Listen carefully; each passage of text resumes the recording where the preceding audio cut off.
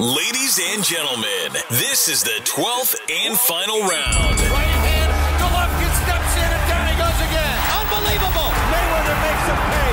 What a rookie mistake. A sensational left hook by De La Hoya. It's facts. I'm the best. You know what I mean? Sometimes I don't want to believe it myself, but it's the truth. I'm the best. I'm going to show you how great I am. From Southern California, this is the Last Round Podcast.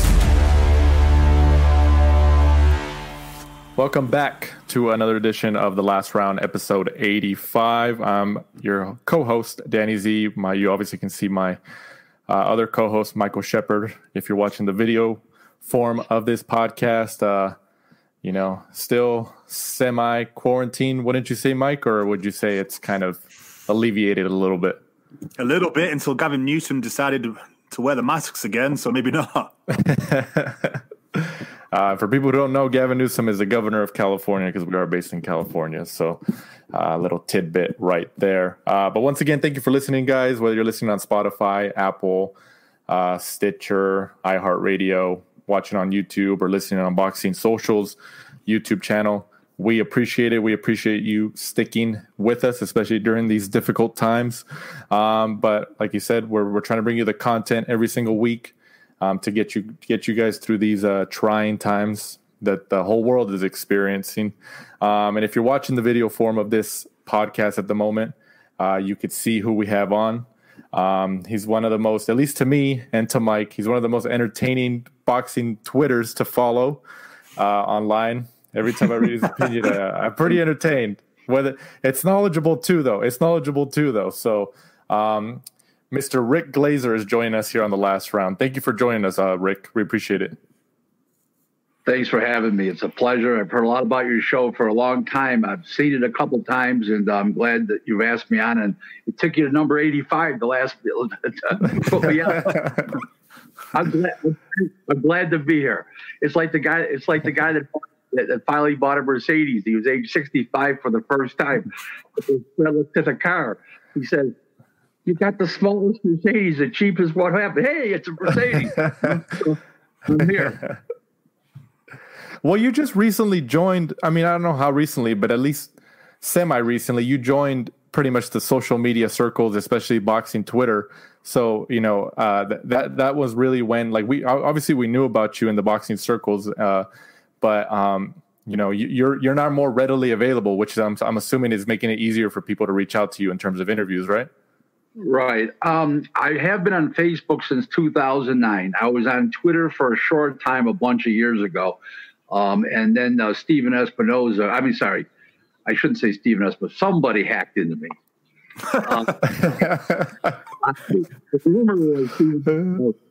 But who knows if that's true or not. I re-entered the Twitter world on January 10th. Mike Coppinger, you're familiar with Mike? Mm-hmm. The writer, he told me he set the Twitter account up. He actually talked me into it, for starters. And then he helped. And I was sort of like real leery about it going on again. He set it up. He sort of like force-fed me into it, if you know what I'm saying. And today I'd like to thank him for that. I've already got over 1,600 followers, almost 1,700 now, in less than 6 months. And, it's going along pretty good. I've had to block a few LDBers and Haymon. When they start insulting you, okay, outright, either your knowledge. Nobody's ever called me stupid in my entire life. Believe that. And it's your heritage, your skin color.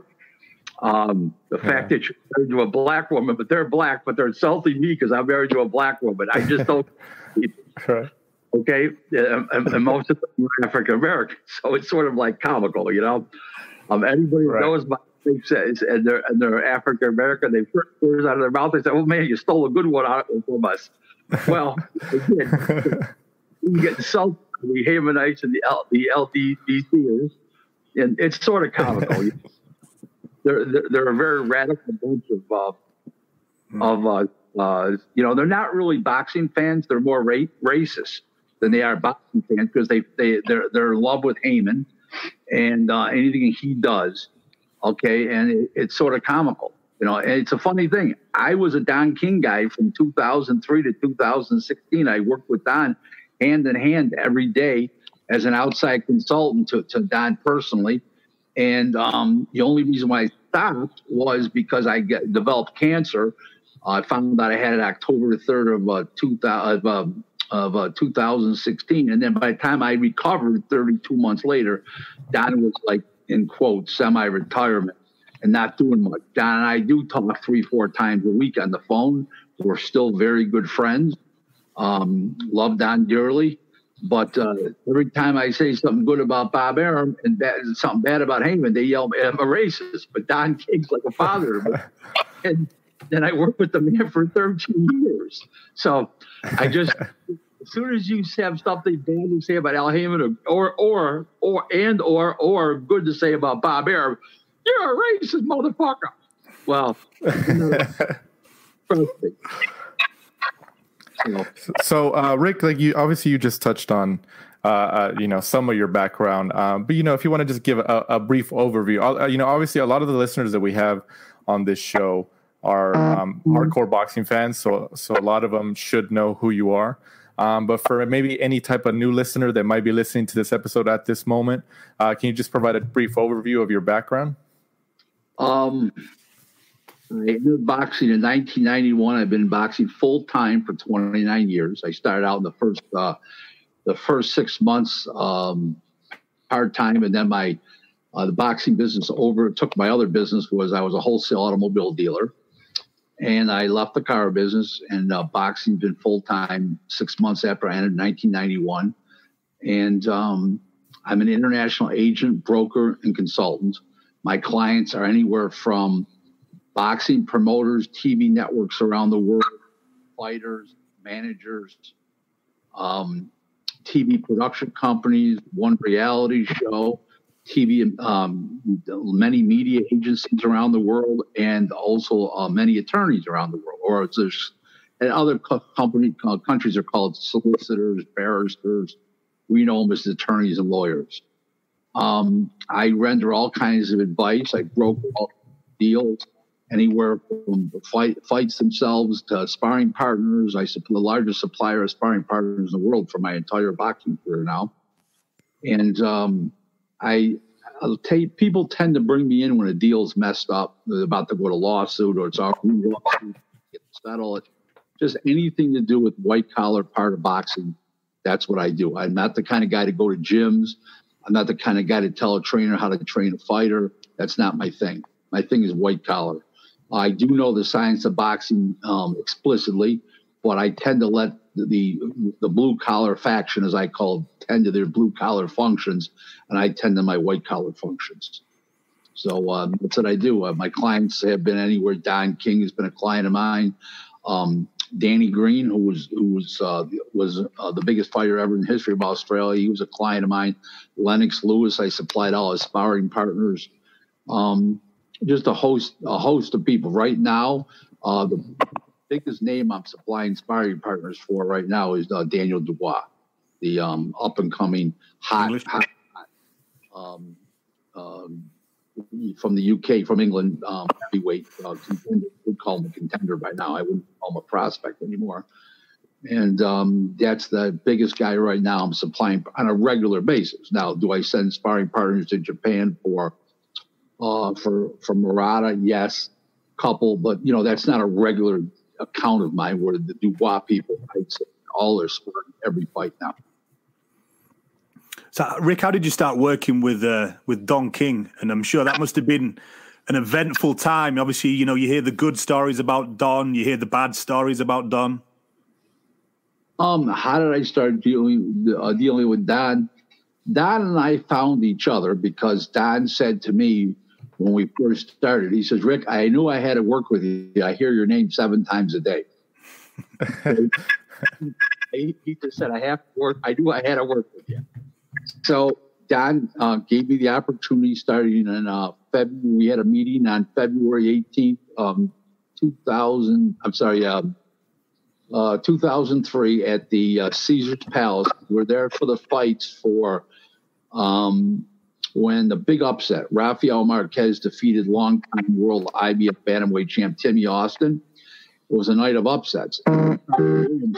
Paulo Venezuela, who at the time, Ricardo Williams was the undefeated Olympian, and the next great thing supposedly, and that petered out that night.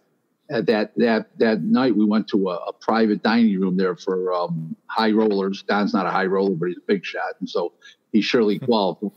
We sat down, we had a meeting, and it was like, what can you do for me, and what can I do for you? And he told me what he could do for me, and I told him what I could do for him. Well, actually, I told him what I could do for him first. I think that was more important, what he wanted to know. So he told me what he could do for me besides just financially, in other words, and everything. He always lived up to be a man of his word. He treated me as a contemporary, not as a subordinate. When I flew with him, I flew in first class next to him. When he ate lobsters and steaks, I ate lobsters and steaks. When he was eating hot dogs that afternoon, I was eating a hot dog. He treated me as his equal. And that was very, very important to me, because I don't want to be treated like a subordinate just because a man is a higher status in boxing than I am, or anything like that, because, I've got my own great strong points, and so does he. And the fact that we actually were able to work together for such a nice long period of time, where we worked collectively for the both of us, was a great feeling. I had a little bit of a hiatus in there.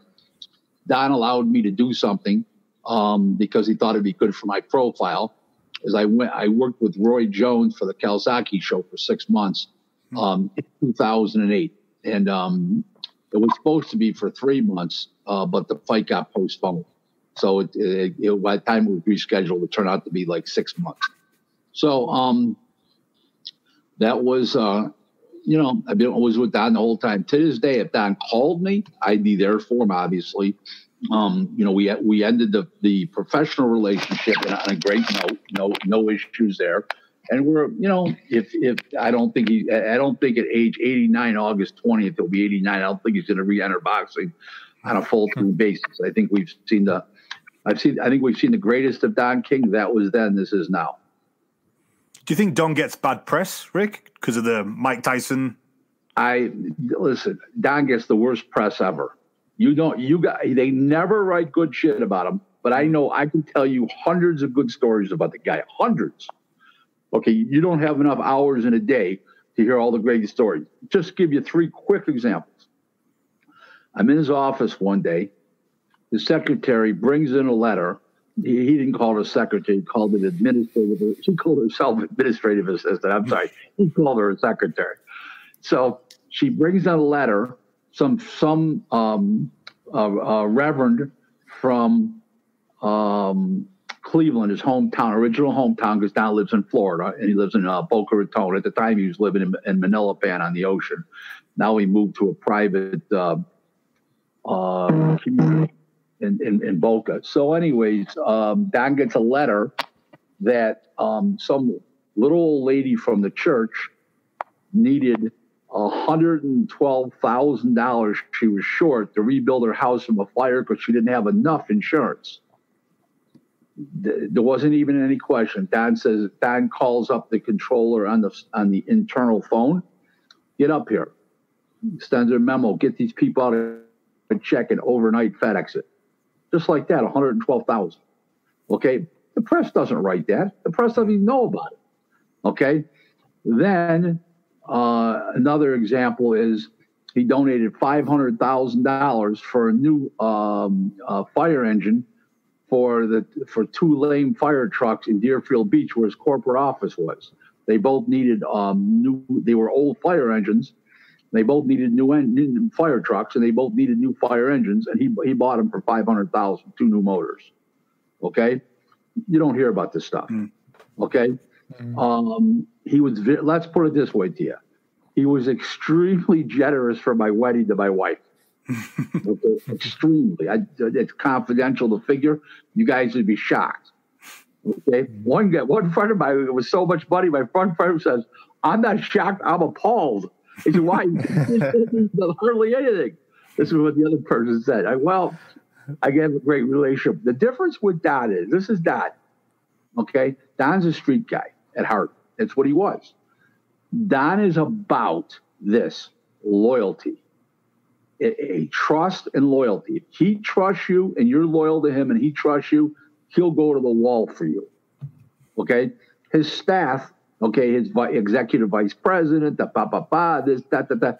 They didn't want to hire me because they knew they knew I would overrun them, that I'm too intimidating of a person, both physically and mentally. Okay.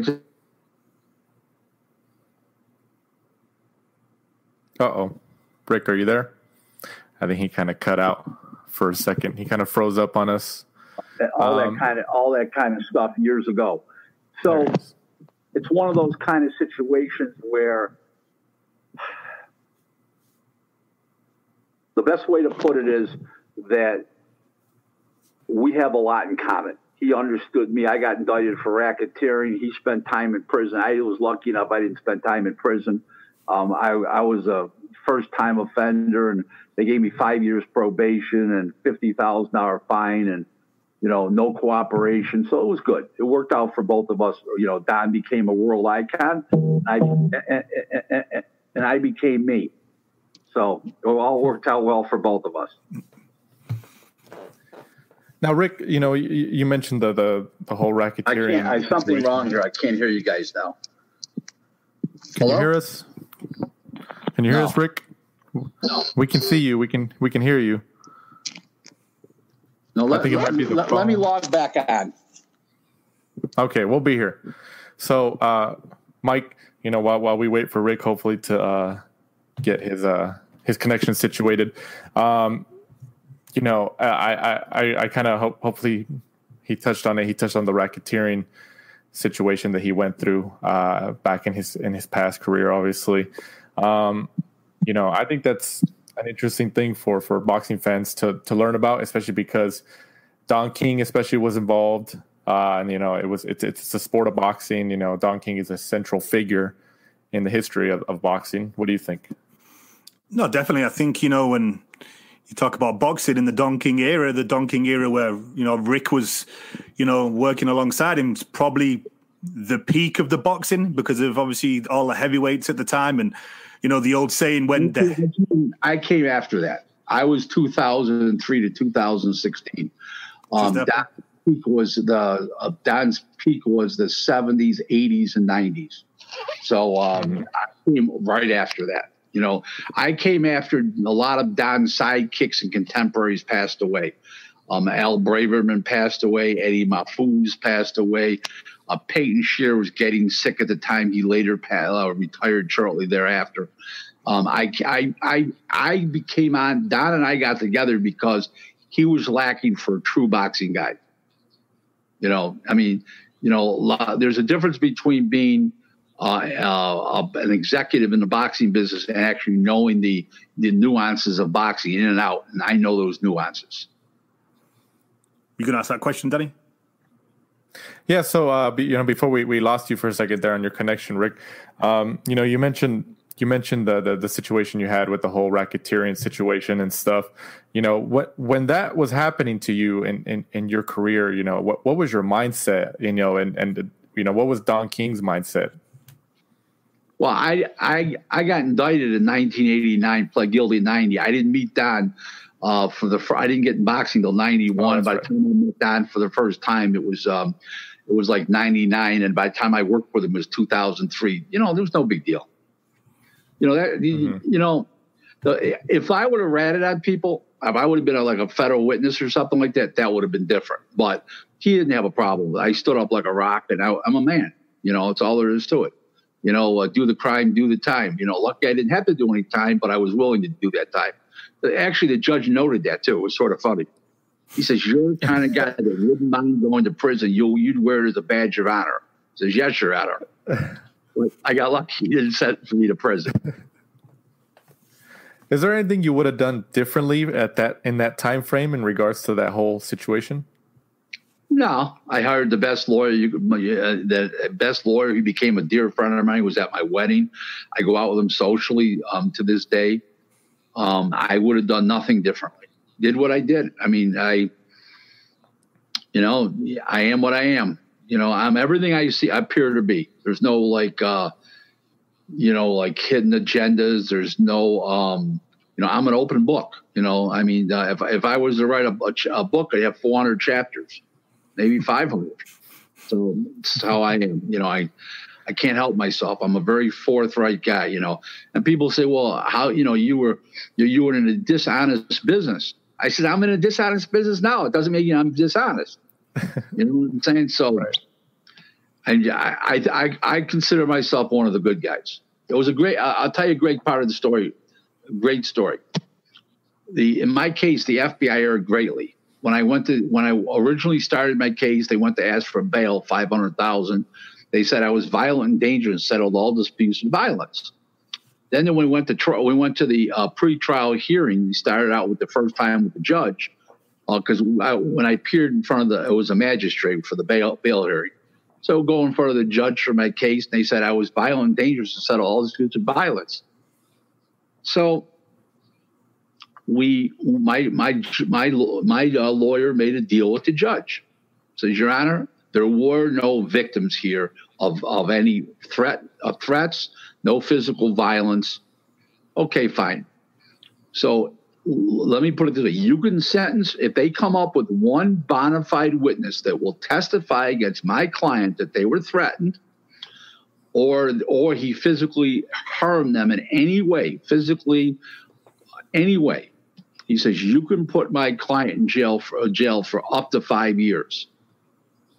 Well, so they told the U.S. Attorney's Office that. They couldn't find one. He gave them 6 months. They couldn't find one witness that would testify to that. That's how I ended up getting the 5 years probation. So there were no victims. Did I charge them high interest rates? Did I extort people? Yeah, but my aura alone imposed everything. I didn't have to open up my mouth and tell them why they were here. They knew I was there. I mean, it wasn't exactly a community secret. If I showed up, it was to get paid. So it was good enough. But nobody said they were threatened. It was a wonderful thing. Now, Rick, obviously touching on the business of boxing, and since that's kind of like your forte over the years, one of the attention-grabbing stories of the last week or two is the whole Ryan Garcia debacle. I think you said out a tweet recently saying that you had a lot of podcasting companies and everything reach out to you for interviews or get your opinion on that. Just to kind of give an overview, he signed a brand new agreement with Golden Boy Promotions sometime last year. And can you hear us, Rick? I think he kind of messed up on the connection. So we'll just hopefully he can jump back on. Maybe if he can jump on a computer. But Mike, as we wait for him, okay, I think we got him back. How we going? How we going, Rick? Can you hear us? Yep, I can now. Okay, sometimes great. Like you said, I don't know. I can't explain it. Okay, it's all right. We're doing it on the fly here. We understand. But as I mentioned, I was touching on the Ryan Garcia debacle, just because it is involving the business of boxing. He just signed a new agreement sometime last year with Golden Boy Promotions for reportedly in September, 2 fights into the deal. Right. So obviously about the situation. You've been you sent out your opinions on Twitter. What's your take on that whole situation with Ryan Garcia? Oscar is 1,000% unequivocally in the right. There are 2 fights into the deal that he called Ryan Garcia told the press and tweeted, it's the greatest deal ever for a guy at my level, prospect, whatever he called himself then. And 2 fights later, he's getting ripped off. Okay, first of all, his lawyer, advisor, Lupe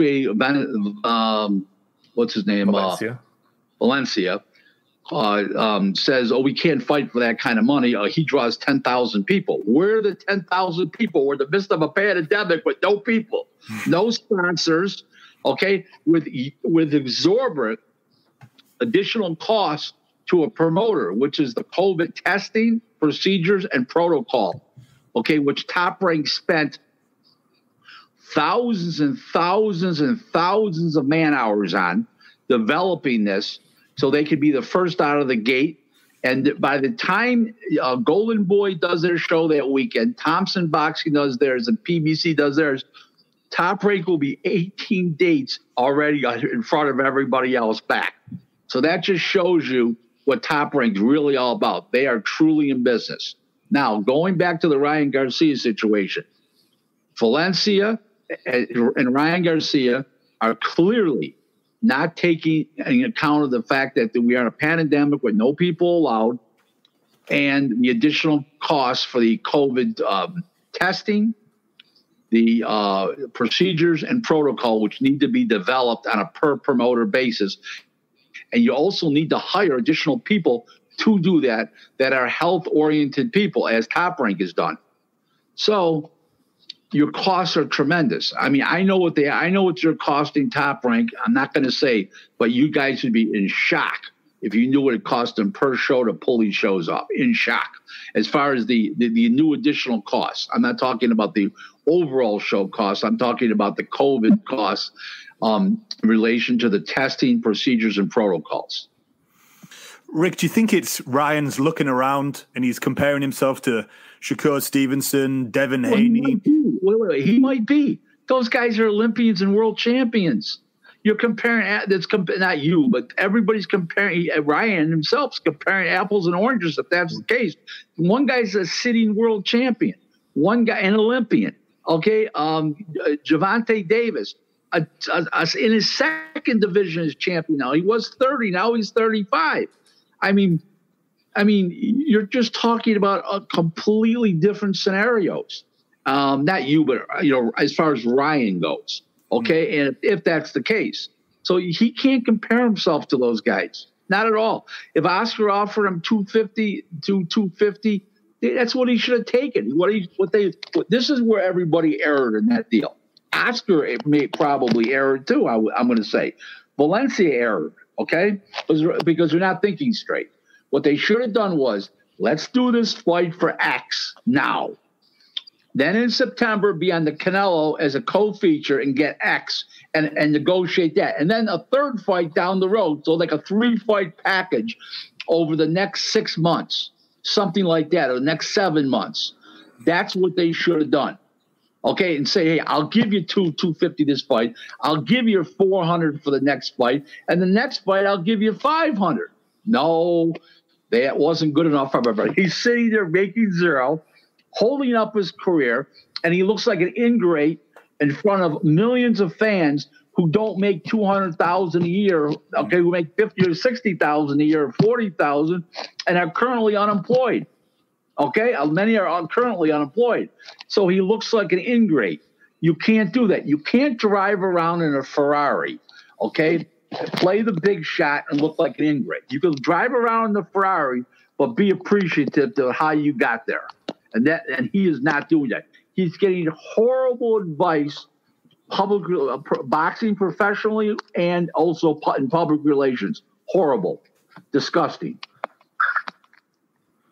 Rick, do you think that because obviously it seems like a pattern here from what boxing fans have seen when certain opponents of a certain level are provided to Ryan as a potential opponent, he seems to ask for more money. Do you think he doesn't have as much confidence as people say he does in his skills, so he wants to get paid more just in case he might lose to these higher level guys? It's the pimp and hoe mentality. That's all it is. Okay? Oh, he wants you to do this. What? I want that. Oh no, he wants you to do that. Oh no, I want more. That's what it is. Come on. You know what I mean? That's what it is. In other words, I'll be with him for 20 minutes till he goes. I leave. He wants me 2 hours. I want more money. Same thing. It's no different than the pimp and hoe mentality. So Rick, wait, guys, did I stun you with that one? No, I like the analogy. It's a good stun. It was a good analogy. So the last time this happened last year, 2 fights ago, when the agreement was signed, Rick, I remember, and I was telling Mike about this a couple days ago, because Ryan Garcia is obviously in the Canelo camp. He's trained by Eddie Reynoso. And when this happened last year, Canelo was very vocal on social media about supporting Ryan and posting stuff in support, retweeting Ryan's tweets. This time, Canelo hasn't been doing that. And honestly, that's what I was looking for. And Canelo has been silent on that whole situation. Do you think that's on purpose, or do you think Canelo, maybe he's kind of sick of it? Me about the mind state of Canelo, who I never met personally, never even been in public with or private with. So I can't tell you. It's not a good sign for Ryan, no matter what it is. That's for sure. But I don't know what his state of mind would be right now in regards to this particular situation. I don't know the man that well just to talk about it in that regard. So what do you think, Rick, is the most logical solution to get out of this mess between Golden Boy and Ryan at the moment? They should have done a 3-fight deal. This fight, July 4th, September when Canelo fights, and then the next fight after that when Canelo doesn't fight. They should have done it. In other words, and the third fight being if there's no people in the place, 250,000. If there's people in the place, then okay, then it's 400 or 450 or whatever. It's just they're basing everything on let's do this now. It's not a let's do this now type of business. We got to look to see what's out there. We know what's out there now. We got to look to see what's out there in 2, 3, 4 months from now. And in the meantime, we don't have that answer. Baseball doesn't look like they're going to have a season. They just had a whole bunch of COVID virus breakouts. They can't get together on the money.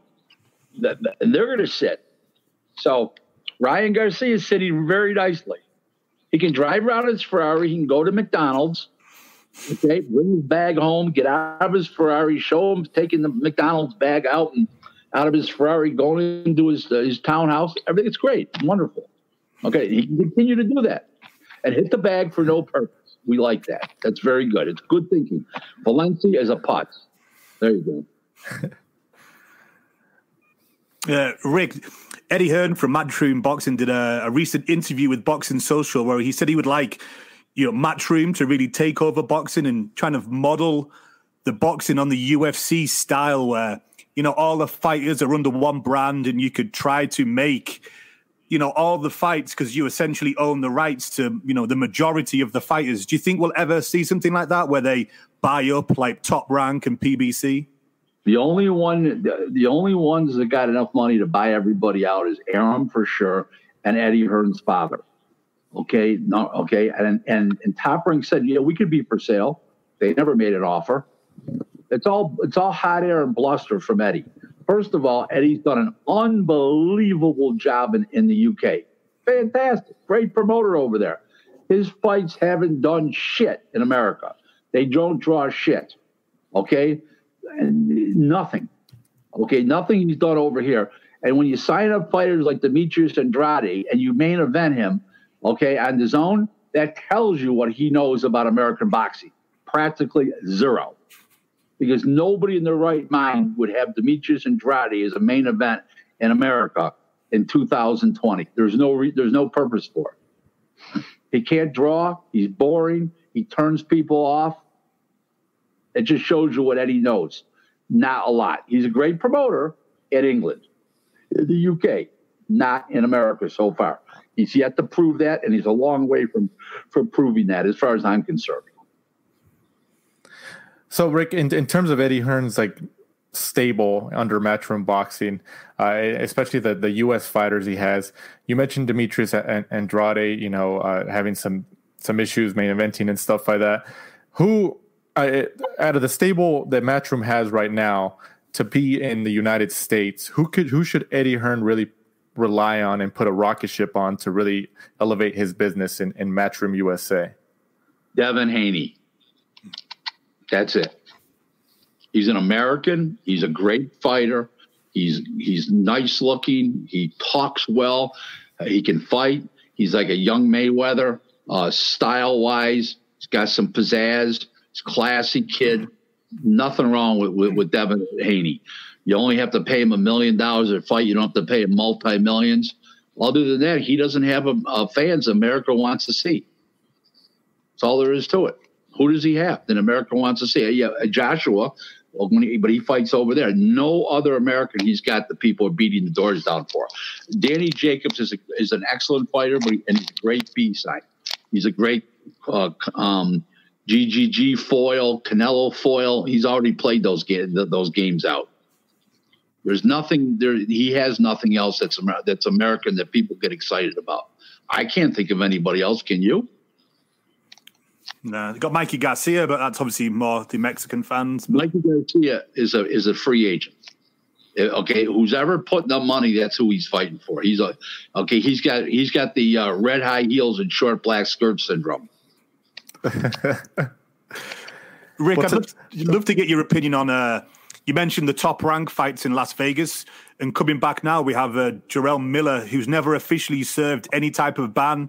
He's now been licensed by Nevada to fight on an upcoming Top Rank show. Okay, what ban would he have served? Explain it to me.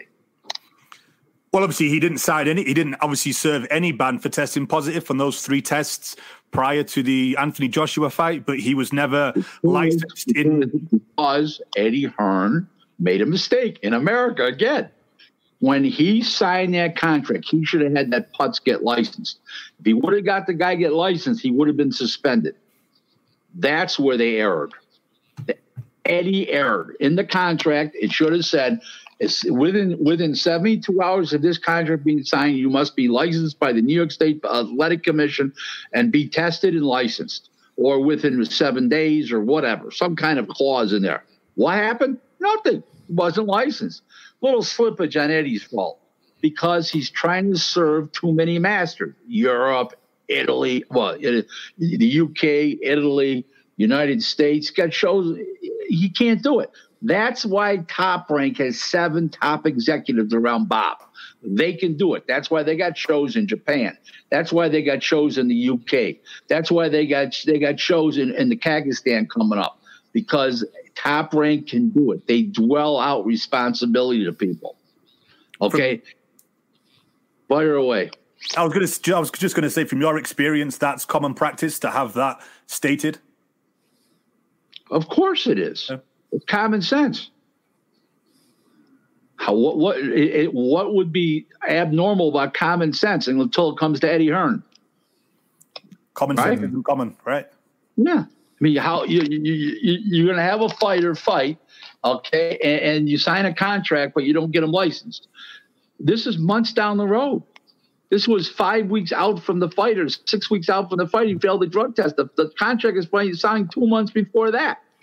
So, I mean, what were they thinking? What were they doing over 2 months? What was he doing? Massaging the press like he always does? Not getting down the brass tacks, which is his business? Come on, guys. Do you really buy the fact that he shouldn't have been licensed, but he's going to fight for $6 million? Come on, guys. In a huge fight? Come on. This isn't an undercard fight where it doesn't matter if the guy failed. Okay, the guy failed. Undercard fight. He's out. Show goes on. No, the show's screwed up now. So there you go. Rick, kind of rewind a little bit back into the Ryan situation. From a talent perspective, from your opinion, being in the business for as long as you have been, he beats Gervonta Davis right now, this second. Okay, he does not beat Lomachenko. He may beat Teofimo, but he's not beating Devin Haney because of styles. I'm not saying he's not more exciting than Devin, okay, or fast, but Devin's got that slick style and knows how to move around the fighter and can get away from Ryan's artillery easy. I think Teofimo may be too strong at the moment and a little too polished for Garcia, but it's a war. Him and Teofimo, a war. I just wouldn't do the fight. I think he beats Haney. I think he beats Gervonta Davis right now. I think it's a different league altogether. I think Gervonta Davis is the weak link of those fighters. What do you see in Gervonta Davis's game that isn't on par with somebody like Ryan or like a Devin Haney? His condition's horrible. No matter what the weight, he's always overweight at the first time on the scale. 30 was, 35 he is now. He's just not a prudent athlete. Just not one of those type of guys. He's not a true pro. Just because so if he had that type just because you fight for money doesn't make you a true professional. There's more to it than that. Fire away. Rick, what's your take on all the different belts that's coming out now? The WBC franchise, WBC Super, Gold, Frankincense, more. Can I just shake my head and you'll get the answer? Come on. The only time there should be a franchise belt if the guy's bigger than boxing. Okay? Right. Like, give you an example would be Fury's bigger than the rest of the heavyweight division except for Joshua, and he's willing to fight him in a unification. What stands in the way? The WBC mandatory. So I would say that's where you bring in the franchise belt. You don't award franchise belts just like toilet paper. That's wrong. Okay, it's wrong. Canelo, you should franchise him only because he jumps around from weight class to weight class, 60, 68, 75. That's why you should franchise him. Other than that, no. What about somebody like Lomachenko? Sorry, Mike. What about somebody like Lomachenko who was franchised? Not big enough and doesn't fight for enough money to franchise. I don't agree with franchising him. He's not that popular. Rick, working alongside, Don King for a long period of time, they say that the reason they have so many belts is because it gets more attention if there's a belt on the line. Have you ever seen any figures or, statistics that actually prove that? No, not at all. I don't think there are any. I don't think there's any analytical in that area. What do I think? I think it's a bunch of bullshit. Okay. I'm going to show you something because you guys are a lot younger than me. I just turned 62, and I can tell by looking at you good-looking bastards that you guys are a lot younger. When I first started boxing, when I first started watching boxing in the 70s and then into the 80s before I was in the business, it was the champion and the challenger. Today, it's the champ and the opponent. That's the difference today. The best is not fighting the best challengers. They're fighting the weak link in the division. That's wrong. That's true. What do you think that what do you think caused that change? Was it just money that over time? Al Haymon. That's simple. It's good. I kind of pleased you touched on that because one of your previous interviews I thought that you did was very interesting about when you spoke about Floyd Mayweather ducking Paul's, is it Spafadora? Yep. Can you just tell us about that? Because obviously that was on a different interview that I listened to. I was involved in 2003. He and 2004 he twice he turned down fights with Spatafora that Arum offered him. Then he moved up to he moved up, and so did Spatafora, and he won the BC belt. And we tried again, no. And then when he was a welterweight, Spatafora was willing to go up from 140 to 47 to fight him. Mike Akery, Spatafora's promoter, made an offer directly. He asked to make him an offer directly. Then he went and fought somebody else. I can't remember, and ran off and hid. It wasn't that Spatafora was a better fighter overall. I can't say that. We don't know that. All I know is that Spatafora sparred them, handled them, and Paul had a style that he could take whatever Floyd had, from my scientific standpoint of the sweet science, that Paul could take whatever Floyd had away from him by his feints, by Paul's feints, speed, his height, his reach, and his knowledge of the game and his science, which was equal or better than Floyd's. Okay, Floyd was a better combination puncher, but only threw 1 or 2, 3 punches at a time.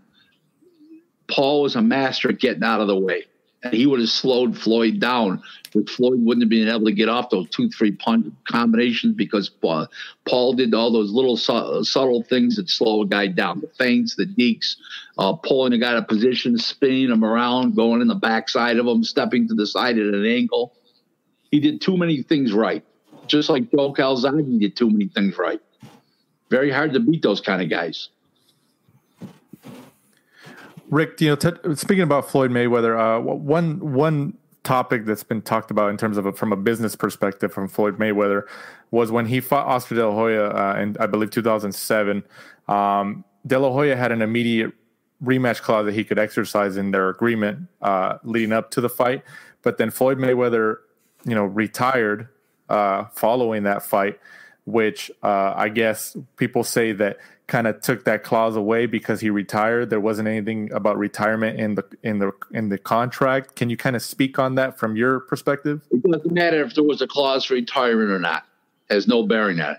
If a man does not want to get hit in the head any longer, no judges can compel him to do so. End of the story. Okay, when you go to court, okay, and you have a rematch clause and you're a champion and you lose your title, the judge cannot tell you have to fight that guy again. Okay, he can tell you that if you are to pursue your professional talents, you must fight this guy. Okay, if you do. That's the case in point right there. They can't tell you have to fight. They can, okay, but if you do fight, you have to fight that particular guy. So he retired. And then by that time, Floyd, Oscar fought Pacquiao, got toyed with, played with, and quit on his stool, and that game was over. Speaking about Pacquiao, Rick, I'm glad you mentioned that. Pacquiao obviously for most of his career was with Bob Arum's Top Rank, and only recently, the last few fights or so, he's been with your favorite person in the world, Al Haymon's PBC. But fire away. Continue. I'm sorry.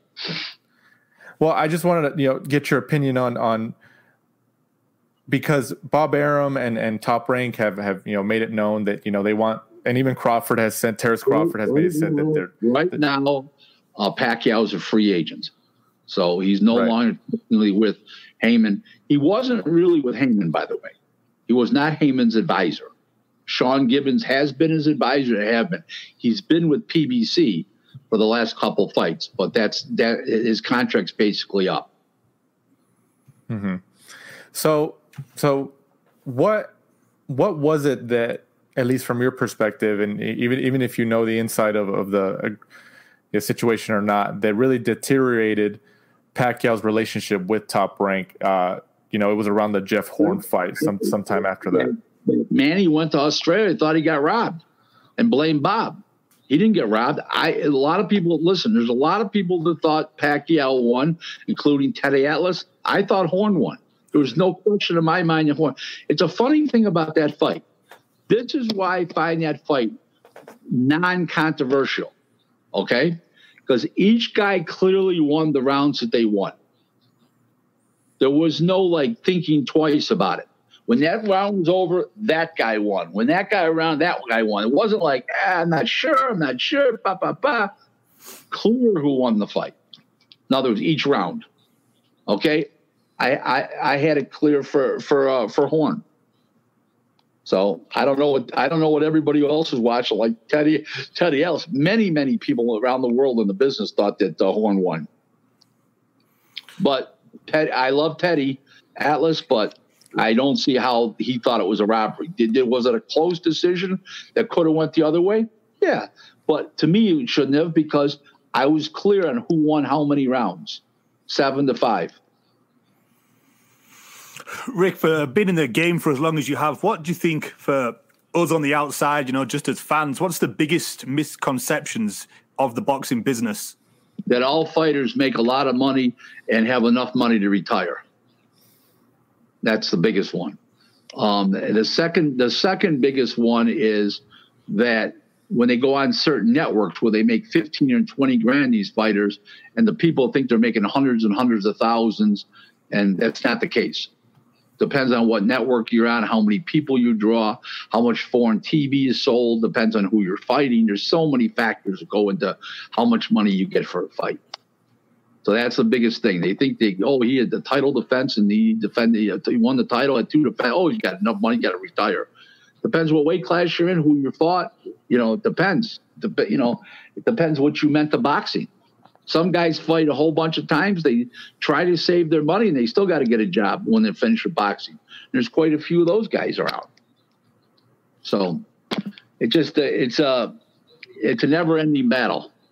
People think, the fighter ended up broke. People robbed him. People didn't rob him. He didn't make enough money to get robbed. That's all. It's that simple. Rick, in terms of the current landscape of the sport of boxing right now, as compared to, let's just say the 80s and stuff, obviously at this point in time, especially with the financials being as high as they have been the last few years or so, do you see it getting more difficult in terms of making the big fights because of the money that's involved now and how it keeps increasing every year? Or do you see any end in sight? Absolutely. I'll tell you 3 reasons. Well, COVID virus is one. The pandemic COVID virus thing is one.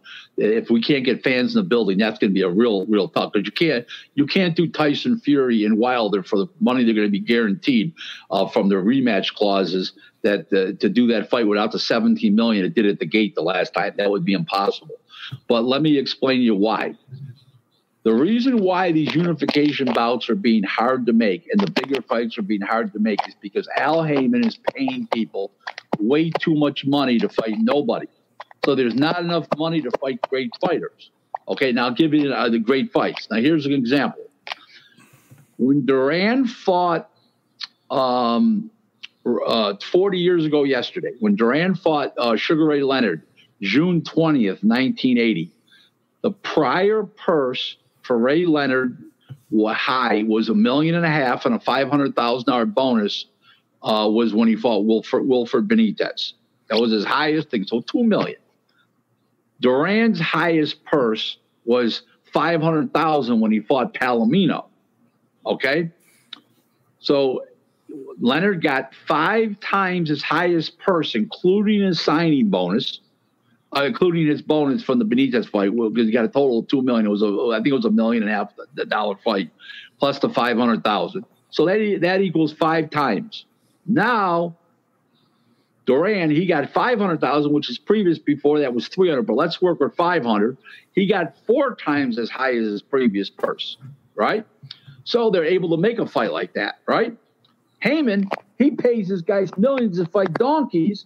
So then there's not enough money to give him more to fight a tough fight and give him incentive to get in with real fighters, because he's paying them big money to fight donkeys. Okay? So where's the increase? So I'll give you an example. He's giving him $2 million to fight a donkey. Well, I can give you $2.5 million to fight this guy, because there's only so much money in the budget, right? He goes, no, I'm already getting $2 million to fight this guy. Why would I take a risky fight like that for another $500,000? That's the problem. That's why I've said that Al Haymon, it's one of the many reasons that Al Haymon is the ruination of professional boxing in America. How does it make it work, Rick? How does he even make any money from the fights? Peter to pay Paul. What he does is, on these smaller shows like the FS1 shows, he grabs money and puts it into the Fox 1 shows, and he's always robbing Peter to pay Paul. That's why. The PBC has never turned a profit. They lost $550 million in the first 30 months, okay? And since then, they've never turned a profit. Never. That tells you a lot. Rick, you touched on earlier about being one of the major providers of sparring partners. Have you ever had anybody like a heavyweight or something there where people just don't want to spar them and you can't find anybody to go over? That cure is called money. The remedy to cure that is called so they're going. I just got to negotiate. They won't go for X. Okay, well, you go for this. So that happens occasionally, not too often. The last time that happened was with Mike Tyson back in the day. That was the last time that happened. That was 25 years ago. Around then. Without naming names, could you reveal a figure that somebody had to be paid to fight a heavy-handed fighter? Mike Tyson, $2,000 a week back then. That's equivalent to $3,500 a week today. Man, I'd want more. What's that? I said, I would want more. Well, you don't get hit in the head to make a living, so of course you'd go out there. Rick, as of right now, just from a fan perspective, because obviously you are in the business, but obviously at the heart of it, we're all fans of the sport, especially. Who are some of your favorite guys to watch in modern times right now? Well, over the years, I got to go over the years. I loved Roberto Duran. I loved Hagler. I loved Sugar Ray Leonard, Larry Holmes, Lennox Lewis, Marco Antonio Barrera. I love watching Crawford. Just certain guys. I love watching Lomachenko now. Just certain guys that really have given 1,000%, or they have exceptional skill, or they're real classy. Alexis Arguello, he was a real classy guy. I liked watching him. Lennox Lewis, I liked watching him. He was a great fighter and very classy. Bumbo Mancini, I liked watching because I know his family here in Buffalo, his cousins, and he was exciting to watch. Hector Camacho because he had that flair. But those are just a few of them that I enjoyed watching over the years. I enjoyed watching Chavez, the original Julio, as I call him, the original Julio Cesar Chavez. I thought he was an excellent fighter, and he made great fights, and he was what he was. Ricky, you did an interview where you said Lennox Lewis and Larry Holmes are greater than Muhammad Ali. Yes. Larry Holmes, the best of all, forget about what happened when he was old and decrepit, Ali, because Holmes is old and decrepit when he fought Mike Tyson. I don't count those fights. Larry Holmes had the style to beat Ali. Not even a question in my mind. Okay, tremendous jab, tremendous mental moxie, great recuperative powers. Was down on the deck 3 times as a heavyweight and got up. Ernie Shavers was one. Ronaldo Snipes, Kevin Isaacs literally got up and fought back. Actually, and he basically won the rest of the rounds that he was knocked down in. In other words, he didn't win the rounds because of the knockdown, but the rest of the round when he got up, he won that portion of those rounds. I just thought he was the exceptional fighter, both classic ring ability and in his own right, super ring general. Ring IQ was super high, like Ali. Lennox Lewis, tremendous jab, tremendous power jab, huge right hand. Kept it simple. You didn't see him throw a lot of left hooks, a lot of uppercuts, not a lot of left hooks. I think Ali would have been in serious trouble. Don't forget the size difference now, guys. Massive. Matters big. Ali was tremendously. Lennox Lewis was tremendously bigger than Ali. Listen, Joe Louis is the greatest fighter of all time. Lennox Lewis would have that Joe Louis and Lennox Lewis would stop him in 2 rounds because of the size difference. Not saying that Lewis wasn't a better fighter physically, as far as a skill level goes, but you're talking about different eras way, way far apart. Now, Ali is very close to Lennox Lewis time-wise. One stopped fighting basically in 80, let's just say, forget 81, 80, and the other guy came along in 92. So that's not that far apart. But he was so much bigger. That's big. And Lennox had very fast hands, and Lennox was a very smart fighter. People criticize Lennox Lewis way too much for the knockouts with Oliver McCall. First of all, the fight was stopped way too fast. And the second fight, he didn't train right and flew over at the last minute because of that stupid movie. But the truth of the matter is, think about this for one moment, okay? He revenged both defeats. And people say he didn't have a good chin. He was in a war with Ray Mercer, got hit in the chin plenty, stood up like a rock, got hit by David Tua, David Tua was a vicious puncher back then, stood up like a rock, got hit by Holyfield, especially in the second fight a lot. stood up like a rock. Did he have a bad chin? I don't buy it. He had a bad chin. Circumstantial. Rick, is there any? You're going too slow for me. Come on, guys. Pick it up. Rick, is there any fighters that you worked with, either matchmaked or maybe even just saw, where you looked at them and you thought, you know what, that guy's going to be a world champion, and then they just kind of, many times. I saw Barrera in 1994 before he became a world champ, and the guy looked like the next great thing. Barrera's one. Oscar's another. Oscar De La Hoya is another. There's many of them, actually. Many of them. Was there many that you looked at who didn't? Like we always talk about on the show, Frankie Gomez was somebody that we saw for Golden Boy who was like, he's going to be the next big thing, but he beat. Okay. Well, I'll tell. Now that you mentioned it, I'll tell you a funny story. Everybody thought Robin Blake back in 83, 84 was going to be the next great thing. I looked at my friend one day and I said to him, this guy ain't shit. What the hell are they talking about? And he went nowhere. So I had an idea long before I was in boxing, from good and bad. That's why I figured, I better enter the game and display my talents. Rick, before we let you go, I kind of wanted to touch on one of the first names that you mentioned.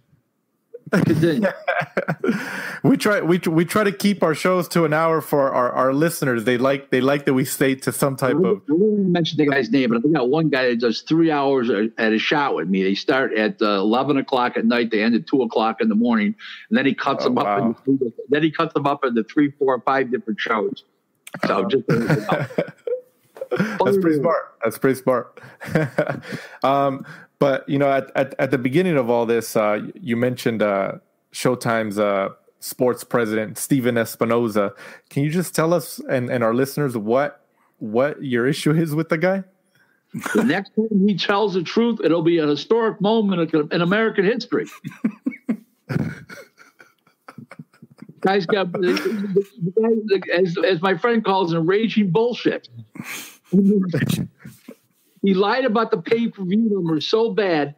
I told him, I even tweeted out to him back years ago. That's when I got hacked into. I said, listen, just to let you know, your company's a publicly held corporation. You're giving people false information. That's a violation of the SEC. I says, you can't lie by 20% or more on numbers. If not, that's considered fraud. The next thing I know, I was hacked into. What a coincidence. Oh man. Well, Rick, well, Rick, listen, when we go away today, I just want you to do 3 things for me. Okay, guys? Okay. Sure. I want to be invited back. I want to be good enough to be invited back again. Absolutely.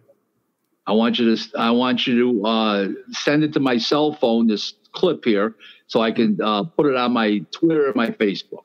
You can send a link to me so I can put it up on my Facebook and my Twitter, so I can put it out there for you guys. Is that fair enough?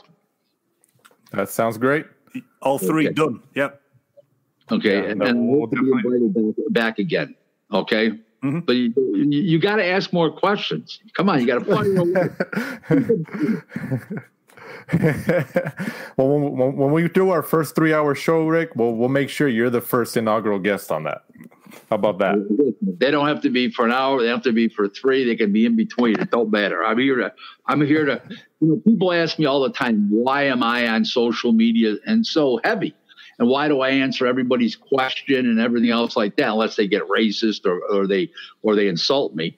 Why is because it's my way of giving back to boxing fans, because boxing's been great to me, and I want to do something for other people that nobody else is doing for other people, is answering everybody's questions. And boxing's been wonderful to me. It's afforded me to meet and know Don King, Bob Arum, and all the people I do know in boxing. I mean, if you look at my list of followers that people are following me, they're Hall of Famers and icons in the business, and there's reasons for that. So I look at it that way, that this is my way of giving back to everybody, all the boxing fans that nobody's paid attention to over the years, and that they ask questions to ask and nobody answers them. Because if you had to believe things that Dan Raphael said, he used to say in his chat, yeah, I mean, you sure can't bet on that shit. That's for sure. Well, Rick, we appreciate it. And then you mentioned, where people can follow you. Go ahead and mention your social media handles if people want to know more about the Rick Glaser. The main one is Twitter.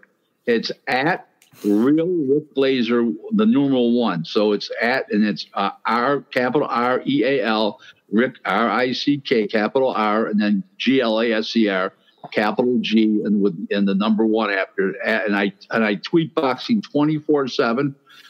There's no set hours. If it comes to my mind, or I hear something, or I feel people should know, I put it out there. When somebody dies, I don't wait till the next day.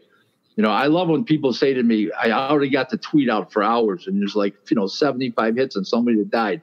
And all of a sudden somebody called, did you hear such a thing? He says, he died again? What do you mean? I said, died 16 hours ago. Where you been? Well, why don't you explain to our listeners the hashtags that you used, like when somebody gets glazed, for example. If somebody's conning, bullshitting, lying, or just doing something stupid, they get a glaze. It's hashtag, and then it's G-L-A-S-E. Okay, D, glazed. Okay, and that's the one hashtag.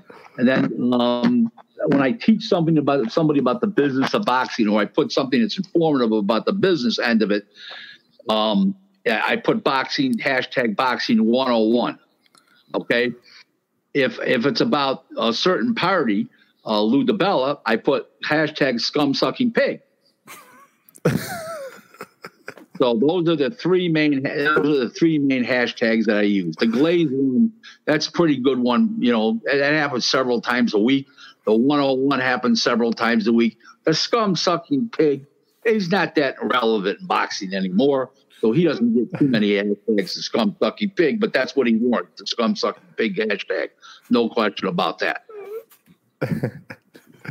Well, Rick, on that note and on that term, we appreciate your time coming on here on the last round, and we'll definitely have you back on. You're more than welcome to come on. We try to get people from all over the sport, ranging from boxing managers to boxing business personas to fighters to trainers. We try to get people from all aspects of the sport, whether it's one side of the opinion or other. Our job is just to give you guys a platform to let the boxing fans know your stories and your answers to all these certain questions that everybody wants to know. Well, Danny and Michael, I appreciate you having me on. Please send that to my text me the link, and I'll put it up on both Facebook and Twitter. And I've been a pleasure being on your show. You've asked some great questions, and I hope to be on again in the near future. I'm always available. Boxing's my life and my passion, my life, and my occupation and my hobby all wrapped up in one. So I'm here to serve and helping you guys do your business in a business-like manner and do the best you can. And you got to hit that subscriber button, and you got to do all that other good shit to help support Danny and Michael here, guys. You got to do that. Well, we appreciate it, Rick. Anytime you want to come back on, when you feel you have to get something off your chest, you can just reach out to us, and then I'm sure we'll schedule you in as soon as possible. Yeah, and if you have any pressing issues or anything like that, or something that comes up, or what something means or anything like that, I'm here to help you guys facilitate your efforts to further educate your followers and your boxing fans, and I'm always here to serve. It was great having me on today. I enjoyed it very much, and I look forward to being on your show again in the near future.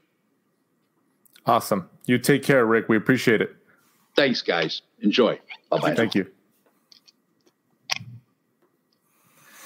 Rick Glaser, Mike. Rick Glaser, what'd you think of that?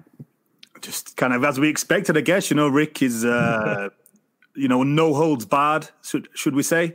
I always like the fact that, whether you agree with the opinion or not, Rick will give it to you in a black and white way. This is what I think and this is why. So, I just love people. I like people like that in general. So. No, you're right. You're right. Like you said, whether you agree with somebody's opinion, his opinions or not, it's good to hear different sides, and there's some people who look at Floyd Mayweather. There's a lot of people who, didn't like the guy. They hated him. They hated his personality and stuff like that. And he even said it. What was that phrase he would say? He was like, whether you're paying to see me win or you're paying to see me lose, you're paying to see me, that's what happens, like I mentioned to Rick before we let him go. We try here at the last round to get people from all over the spectrum in the sport of boxing, from different sides of the coin, different sides of the opinions within the sport. So that way we can open our listeners to different aspects of the sport and everything. So, we try to do that. So I think we can always improve on different things, but wouldn't you say we at least try to do that, Mike?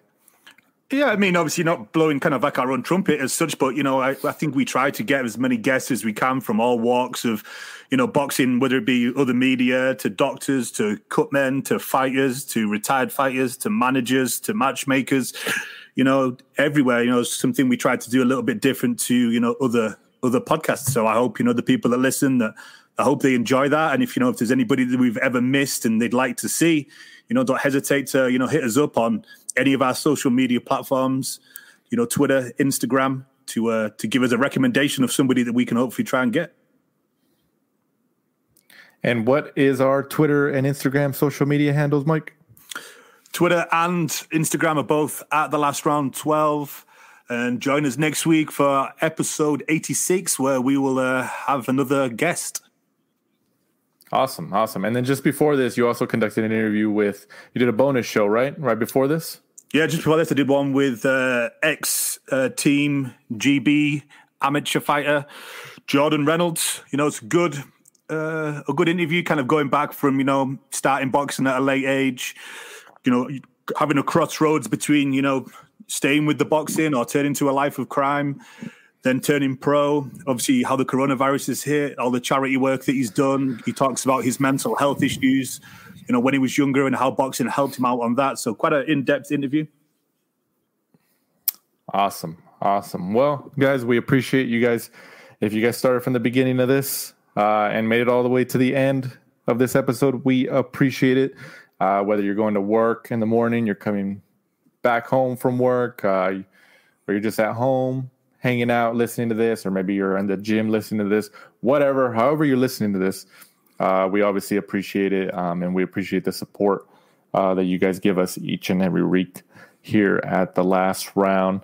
But like Mike said, we'll be back next week with hopefully somebody lined up. I think we have a couple people who reached out that we're considering to scheduling them in with the next couple of weeks. So hopefully we throw you guys some of your favorites over the next several weeks here at The Last Round. But once again, big thanks to Mr. Rick Glaser. Follow him on Twitter at Real Rick Glaser. Even if you don't follow him, it's worth some time to check out his tweets sometimes, just to read through them. They're very, like I said, they're very entertaining. And you might learn a thing or two.